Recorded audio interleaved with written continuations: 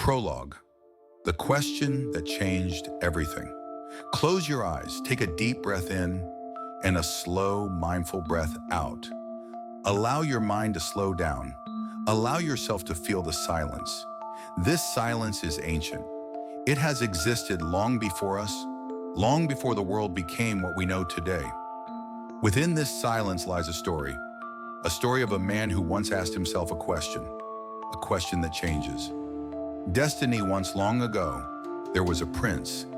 His life was filled with luxury, pleasures, beauty, and everything most people call happiness.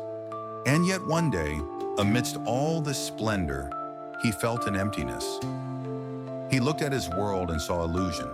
The beauty he enjoyed was only temporary. The joy that seemed eternal was hiding a deeper suffering. And so a question was born in his heart. What is suffering? Why do people live in illusion? Is there a way to find true freedom? That question marked the beginning of a great journey. A journey that would change not only his life, but the lives of millions who came after him. The illusion we live in. But before we continue, ask yourself, have you ever wondered the same? You live in a world where everything is constantly changing, where joy turns into sorrow, where love and attachment are always shadowed by the fear of loss. You seek peace, but you find only endless desires. You chase happiness, but the moment you reach it, it vanishes, like sand slipping through your fingers. Why? Why does life feel like a dream, where we are always chasing shadows, never realizing that to wake up is to see reality as it truly is? This prince, he didn't ask this question only for himself. He asked it for each of us, because every person at some point in life feels the same way. That quiet inner voice whispering, is this all there is? Is happiness just a series of fleeting moments? Something inside me is searching for more, but what? And if you've ever felt this, then you too are already on the path to awakening, just as he was, just as Siddhartha Gautama was. Awakening begins with a question. He didn't have the answers yet, but he knew he could no longer live in ignorance.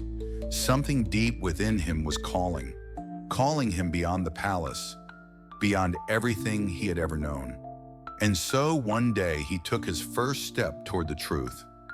This step was the beginning of a journey that would change not only his destiny, but the destiny of the world itself. This journey is not just his story, it is the story of every seeker of truth, every soul who feels that there is something more beyond this life. Are you ready to hear this story? Then close your eyes. Take a deep breath in and step into the journey alongside him. A story that begins with a question. Part 1. The Prince Who Had Everything. Close your eyes. Take a deep breath in and a slow, mindful breath out. Imagine a distant, ancient kingdom, a place untouched by sorrow or suffering, where the wind was warm and gentle, and rivers reflected the golden light of the sun, like mirrors of pure stillness. In this kingdom, a child was born, a child whose destiny was written in the stars, a child who would one day change the world. His name was Siddhartha Gautama. A birth marked by destiny. One night, Queen Maya had a dream. In her vision, a white elephant with 6 tusks descended from the heavens and entered her womb. The next morning, the wise sages of the court gathered. They spoke of the child's future. He will become either a great king or a great spiritual leader. When the time came for his birth, Queen Maya left the palace and traveled to the sacred grove of Lumbini. She stood beneath the branches of a sala tree, and at that moment, without pain, without fear, she gave birth to a son. It is said that as soon as he was born, Siddhartha took 7 steps forward, and at each step, a lotus flower bloomed beneath his feet. He raised his hands toward the sky and declared, "This is my final birth." But no one understood the meaning of his words. A life in a golden cage. His father, King Suddhodana, was afraid his son would leave the palace, afraid that he would choose the path of wisdom instead of the path of kingship. And so he surrounded Siddhartha with luxury. He built him a world where there was no pain, no sorrow, no knowledge of suffering, only joy, only beauty, music, and pleasure. Siddhartha grew up without ever knowing what lay beyond the palace walls. To him, life was an endless celebration. The gardens were always in bloom. The musicians played every night. The servants fulfilled his every desire. But was he truly happy? Yes, he smiled. But deep within his heart, there was something else, a quiet feeling, as if the world outside the walls was different. The first shadow of doubt years passed. Siddhartha became a young man. He was strong, noble, skilled in combat, a master of words and philosophy. He was given a beautiful wife, Princess Yasodhara, and soon they had a son. It seemed as if he had everything. But one night he awoke with a strange feeling. He looked at Yasodhara, at his sleeping child, at the silk and gold surrounding him, and inside his soul there was emptiness. Why all this? Why do I feel that something is missing? The question haunted him, and so he asked his charioteer to take him beyond the palace walls. 4 encounters that changed his fate. That day, Siddhartha saw something he had never seen before. He saw an old man, his face wrinkled, his back bent, his voice weak and trembling. "Why is he like this?" Siddhartha asked. "He is aging," the charioteer replied. "It happens to everyone. To everyone." For the first time, Siddhartha realized that youth was not eternal. The next day, he saw a sick man lying in fever, his body trembling in pain. "What is wrong with him?" "This is illness," said the charioteer. "All people fall ill. All people suffer." Siddhartha frowned. He had never imagined that the body itself could be a source of suffering. On the 3rd day, he saw a dead body. He froze. "Is he asleep?" "No, my prince, he is dead, as we all will be one day." Siddhartha did not reply.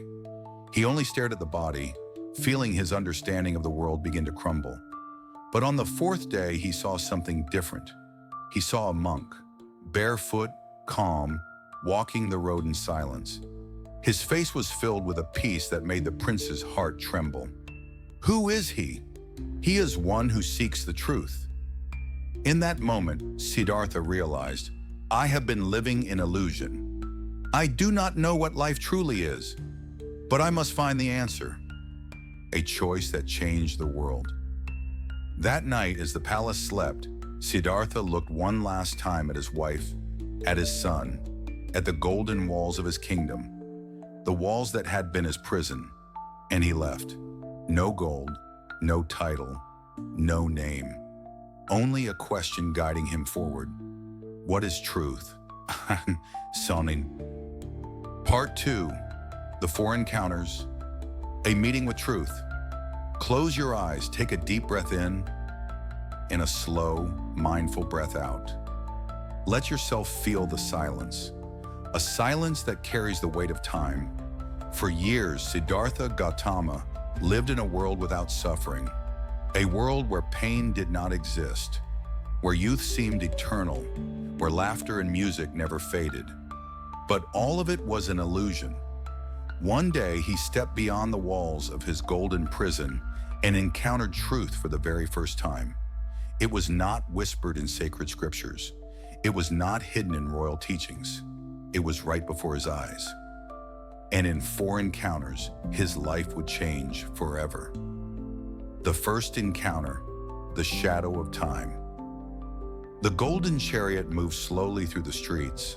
Siddhartha, dressed in silks, admired the beauty of his kingdom. Everything seemed perfect. The sun was warm, the flowers were in bloom, the air was filled with the scent of incense and jasmine. But then, he saw something.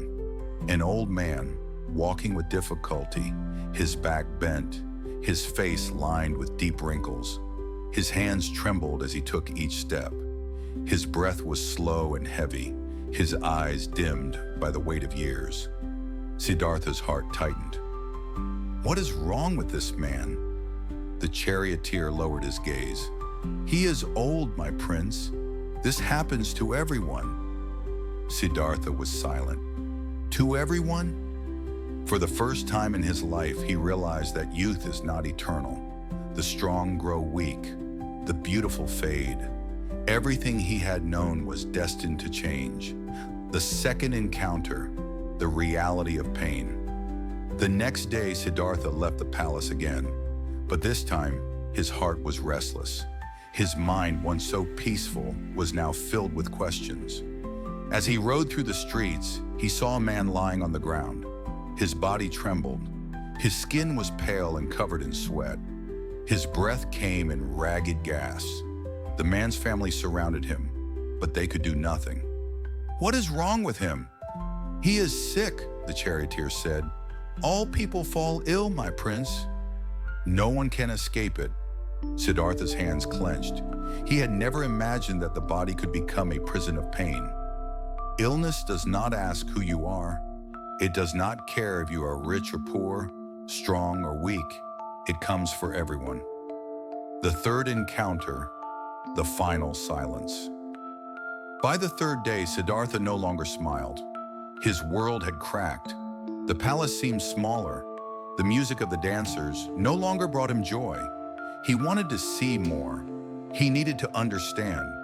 And so as they traveled, he saw something that made his breath stop. A body covered in white cloth, motionless. People wept around it, their faces filled with sorrow. Siddhartha felt something deep within him break. Is he asleep? The charioteer's voice was heavy. No, my prince, he is dead, and one day we all must die. Siddhartha did not answer. He could not. His chest felt heavy. His thoughts raced. One day, I too will die. One day, my wife, my son, everyone I love will be gone. All his wealth, his power, his golden palaces and gardens, none of it could stop death. Nothing could. The fourth encounter, the path of freedom. By the fourth day, Siddhartha no longer looked at the world the same way. His heart was heavy, but his mind was awakening. And then he saw something different. A man in a simple robe, walking barefoot, his head shaved, his eyes calm and full of light. There was no fear in his face, no sorrow, only peace. Siddhartha's breath caught. Who is he? The charioteer smiled. He is a monk, a seeker of truth, one who has renounced the world to find peace beyond suffering. Siddhartha stared at the man, his mind suddenly clear. This monk, he had nothing. No palace, no wealth, no attachments, and yet he was free.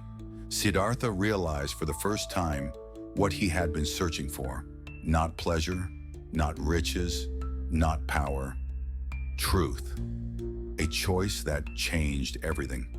That night, Siddhartha could not sleep. He lay awake, listening to the quiet breathing of his wife, the soft rustling of the curtains, the distant sounds of music in the palace, and he knew he could not stay. He had spent his entire life in a dream, and now he had begun to wake up. He kissed his sleeping wife's forehead. He looked at his son, knowing that when morning came, he would be gone. Then he turned, walked toward the gates of the palace, and stepped into the night. No gold, no title, no name, only a question guiding him forward. What is the truth? Part 3. The path of seeking. Close your eyes, take a deep breath in, and a slow, steady breath out. Now imagine yourself walking down an endless road. The sky is vast, stretching beyond sight. The air is filled with silence, but inside you, there is a storm of questions, a storm of doubt.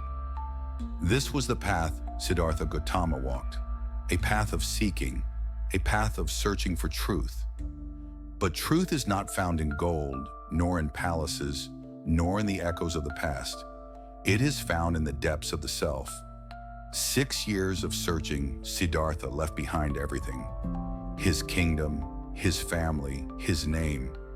He became a wanderer, moving from village to village, forest to forest, seeking wisdom. He met great teachers, men who spoke of deep truths, who taught of meditation, of discipline, of the mind's power over the body. He listened, he practiced, he meditated for hours, days, weeks. But no matter how much he learned, there was still something missing. The emptiness inside him remained, the austerities of the body. If I cannot find the truth in knowledge, perhaps I will find it in suffering. And so Siddhartha chose a new path, the path of severe asceticism. He stopped eating. He let his body waste away. He sat in the scorching heat, the cold of night biting into his skin. He did not move. He did not drink. He did not speak. His body became thin, his ribs visible beneath his skin. He lived on a single grain of rice a day. Then even that became too much. One day he collapsed. His body, weak and fragile, had reached its limit. And yet, enlightenment did not come. His mind was no clearer than before. The truth remained distant, like a horizon that could never be reached. Then he realized, this is not the way. Suffering was no different from indulgence. Both were extremes. Both were distractions. And truth, he realized, was found in balance. The middle path and the tree of awakening. That night, Siddhartha walked to a quiet place near the banks of a river. His body was weak, but his mind was calm. A young girl saw him and offered him a bowl of rice. At first, he hesitated. Was he giving up? Was he abandoning his path? Then he saw clearly. Life is not about denying oneself. It is about understanding oneself. He took the rice. He ate. Strength returned to his body. For the first time in years, his mind was clear. And so he walked to a great tree, the Bodhi tree. He sat beneath its vast branches, feeling the earth beneath him, the sky above him, the breath within him, and he made a vow. I will not move from this spot until I have found the truth. The night of temptations. That night, as the world around him fell silent, his mind awoke. Visions arose before him. First came desire. Beautiful figures appeared, offering him pleasure, offering him comfort. Come back, Siddhartha. There is warmth in love, joy in life, sweetness in indulgence. He did not move. He did not react. Desire could not break him. Then came fear. Demons with fiery eyes, shadows stretching from the darkness. They screamed, they roared, they tried to shake him. You are nothing. You are weak. You will fail. Still, he did not move. Fear could not break him. Then came doubt. The shadows whispered, what if there is no truth? What if you are wasting your time? What if you have abandoned everything for nothing? Doubt tightened around his mind. It pulled at his thoughts, wrapped itself around his heart. But Siddhartha simply breathed. He saw the thoughts for what they were, not reality, not truth, only illusions. And so, they faded. The moment of awakening. As dawn approached, Siddhartha's mind became still. For the first time, he saw clearly. All suffering, all pain, all illusion arose from attachment, from craving, from clinging to things that were always changing. The body ages, the mind wavers, life is fleeting, but there is something beyond it all, something unshaken, something vast, something free. And in that moment, Siddhartha awoke. Not in the way we wake from sleep, but in the way one wakes from a dream and sees reality for the first time. He had become the Buddha, the awakened one, the light that never fades. For years, he had wandered. For years, he had suffered. For years, he had searched for something that was always within him. And now he simply sat, the same man, but not the same. His eyes were open, but he saw differently. His breath was steady, but it carried the weight of something eternal. He was awake, and he would never sleep again. Part 4, the teaching of freedom. Close your eyes, take a deep breath in, and a slow, steady breath out. Feel the air filling your lungs. Feel the moment as it is, not as your mind wants it to be, not as your emotions shape it, but as it truly is. This is presence. This is awareness. This is freedom. But freedom is not what the world has taught you. It is not found in wealth, nor in power, nor in chasing endless desires. It is found in understanding, deep, unshakable understanding. And that is what Siddhartha Gautama, now the Buddha, shared with the world. He did not disappear into silence. He did not keep his wisdom hidden. He returned to the people, to those still searching, still suffering, still lost. And he offered them a path that leads not to riches, not to heaven, but to something greater, to true liberation. The Four Noble Truths, the foundation of awakening. One day, as the Buddha sat among his followers, he spoke 4 simple truths, truths that, once understood, could change the course of a life. They were not complex philosophies. They were not mystical secrets. They were not promises of an afterlife. They were simply reality. And to see reality clearly is the beginning of freedom. There is suffering. Life contains suffering. It is woven into the fabric of existence. From the moment we are born, we are vulnerable. We grow old. We experience pain. We lose the things we love. We struggle. We grieve. We fear. And yet we resist suffering. We pretend it does not exist. We try to run from it. We try to distract ourselves with pleasure, with success, with possessions. But suffering does not disappear. It waits just beneath the surface. To awaken is to stop running. To awaken is to turn and face suffering and to understand it, not as a punishment, not as something to escape, but as a truth. The cause of suffering is attachment. Suffering is not random. It does not come from nowhere. It has a root, and that root is attachment. We suffer because we cling. We cling to people, to possessions, to beliefs, to expectations, to control. We crave. We chase happiness, believing that once I have this, then I will be complete. We fear loss, believing that if I lose this, I will be nothing. But nothing in this world is permanent. Not beauty, not success, not relationships, not even life itself. To hold on to what is always changing is to create suffering within yourself. The more you cling, the more you suffer. There is a way to end suffering. Suffering is not endless. It is not a prison from which there is no escape. Just as it has a cause, it also has a solution.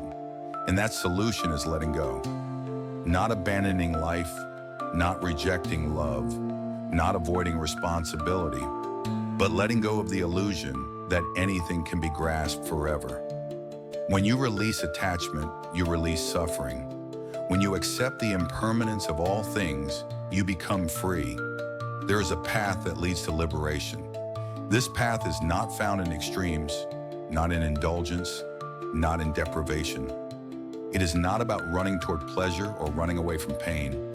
It is a path of balance, a path of awareness. It is called the middle way, walking the path of freedom. For years, the Buddha had lived in both worlds. He had known the excess of wealth. He had known the depths of suffering, but neither had led him to truth. Truth was found in between, not in running from life, not in rejecting the world, but in living with wisdom, compassion, and awareness. The middle way is not a belief. It is not something to memorize. It is a practice, a way of living, a way of seeing, a way of being, a life of mindfulness, a life of presence, a life that does not grasp but flows. Freedom is not in the future, it is now. The Buddha's teaching was not about another life. It was not about waiting for some distant enlightenment. It was about this moment, right now. You are already walking a path. You are already making choices. The question is, are you awake? Are you clinging, or are you letting go? Are you resisting, or are you accepting? Are you lost in illusions, or are you ready to see reality? Because the moment you see clearly, the moment you stop chasing, the moment you allow life to be what it is, you are free, not someday, not when everything is perfect. Now, conclusion. What does it mean to be a Buddha? Close your eyes, take a deep breath in, and a slow, mindful breath out. Let go of the past. Let go of the future. There is only this moment, still, unmoving, eternal. This is the space where wisdom begins. This is the doorway to awakening. And yet awakening is not something outside of you. It is not something to be given, not something to be achieved. It is something to be remembered. The truth within you. The Buddha once said, "Do not believe anything just because I have said it. Test it for yourself. Truth is within you." These are not just words, they are an invitation to turn inward, to observe your mind, to see your thoughts, to watch how desires and fears pull you away from the present moment. Meditation is not about emptying the mind. It is about understanding the mind. It is about watching your thoughts rise and fall, watching your emotions come and go, watching your attachments take shape, and then realizing, I am not these things. You are not your body. You are not your name. You are not your fears. You are not your past. You are awareness itself, the silent observer, the one who sees, the one who knows. The awakening is already here. The world will tell you that you must chase something to be happy. More money, more love, more success, more knowledge. But what if the greatest peace was not in adding more, but in letting go? What if the awakening you seek has been here all along, hidden beneath the noise, beneath the distractions, beneath the endless wanting? Buddha was not a god. He was a man who simply saw reality as it is. He let go of illusions. He let go of suffering. He let go of everything and found freedom in the space that remained. And his path is open to you too. A simple practice, a moment of meditation. Right now, as you listen to these words, take a moment. Feel your breath. Feel the rise and fall of your chest. Feel the air passing through your nose. Feel the silence beneath all sound. Just sit. Just be. There is nothing to do, nowhere to go, nothing to achieve, just awareness. This is the beginning of freedom. The journey continues. Join us. The story of Buddha does not end here. It is still unfolding within you. If this journey has touched something deep inside you, if you feel the pull toward something greater, toward understanding, toward awakening, then stay. Join us. There is more to explore, more to understand, more to uncover.